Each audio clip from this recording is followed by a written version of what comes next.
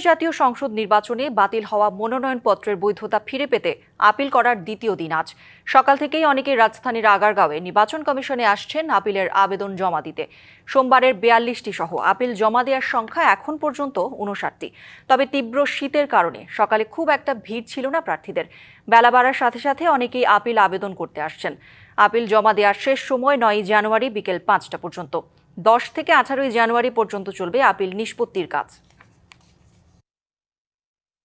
কর বকেয়ার ভুল তথ্যের কারণে আমার মনোনয়নপত্র বাতিল করেছে এবং আমি সেটা আপগ্রেড ইনফরমেশন নিয়ে আমরা ডকুমেন্ট এবং জুডিশিয়াল ম্যাজিস্ট্রেট আদালতের কর্তৃক আমরা এই কাগজপত্র এনে আমরা মনোনয়নের যে আর কি আপিলের যে কাগজপত্র সকল কিছু নিয়ে আমরা দাখিল করলাম।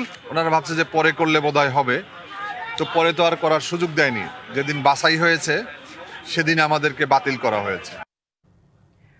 দর্শক, রাজধানীর আগারগাঁওয়ে নির্বাচন কমিশনে আছেন সহকর্মী হুমায়রা ফারুকী। সরাসরি যুক্ত হব তার সাথে।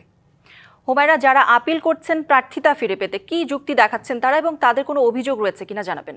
কৌরি, আপনি যেমনটি বলছিলেন যে নির্বাচন কমিশনে ত্রয়োদশ জাতীয় সংসদ নির্বাচনকে সামনে রেখে গতকাল থেকে শুরু হয়েছে আপিল দায়েরের কাজ। প্রার্থীরা আসছেন, সকাল থেকে প্রার্থীরা জমা দিচ্ছেন, তাদের আপিল দায়ের করছেন এবং মনোনয়নপত্রের বৈধতা ফিরে পেতে তারা এই যে আপিলগুলো জমা দিচ্ছেন সেখানে তারা যেই অভিযোগগুলোতে বাতিল হয়েছিলেন, কেউ হয়তো আয়কর রিটার্নের কাগজগুলো ঠিকভাবে জমা দেননি, কারো হয়তো মামলার কাগজে সমস্যা ছিল। তো এই মুহূর্তে আমার সাথে একজন প্রার্থী আছেন নারায়ণগঞ্জ ৫ আসনের। আমরা তার সাথে কথা বলবো ঠিক কি কারণে আপনার প্রার্থীতা বাতিল হয়েছিল। নতুন এবং ফিরে আসা গ্রাহকদের জন্য নগদে চলছে ক্যাশব্যাক সহ প্রতিদিন হাজারো উপহার জেতার সুযোগ। হবে আশা আর ফেরা, সারপ্রাইজ সেরা।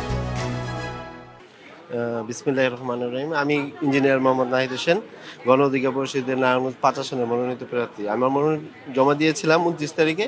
তো আমার আয়ের উৎস এবং স্থাবর অস্থাবর সম্পত্তির যে আয়ের বিবরণীটা, এটা 10B নামের একটা টিনের থাকে, ফর্ম থাকে। ওইখান থেকে আমাদের আইনজীবী ওই হলফনামাতে উল্লেখ করতে ভুলে গেছেন, যার কারণে ওই একটু মিস্টেকের কারণে আমার বৈধতা বাতিল হয়েছে। এটার বিপক্ষে আজকে আমি আপিল করতে আসছি ইনশাল্লাহ। তো আমরা কথা বলছিলাম একজন প্রার্থীর সাথে, তিনি যেমনটি জানিয়েছিলেন তার আয়কর রিটার্নের কাগজে সমস্যা থাকার কারণে তার প্রার্থিতা বাতিল করেছিলেন রিটার্নিং অফিসার।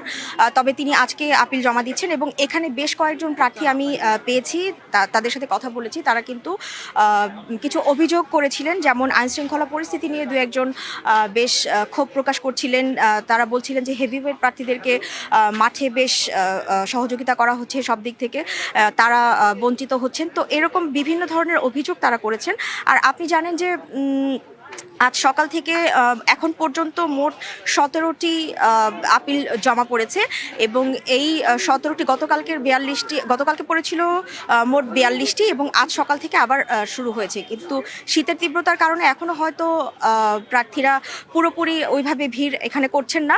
তবে বেলা বাড়ার সঙ্গে সঙ্গে প্রার্থীদের ভিড় এখানে বাড়তে শুরু করবে এবং ৯ জানুয়ারি পর্যন্ত কিন্তু বিকেল ৫টা পর্যন্ত এখানে আপিল দায়ের করা যাবে এবং নিষ্পত্তির কাজ শুরু হবে ১০ জানুয়ারি থেকে ১৮ জানুয়ারি পর্যন্ত। জি হুমায়রা, ধন্যবাদ আপনাকে।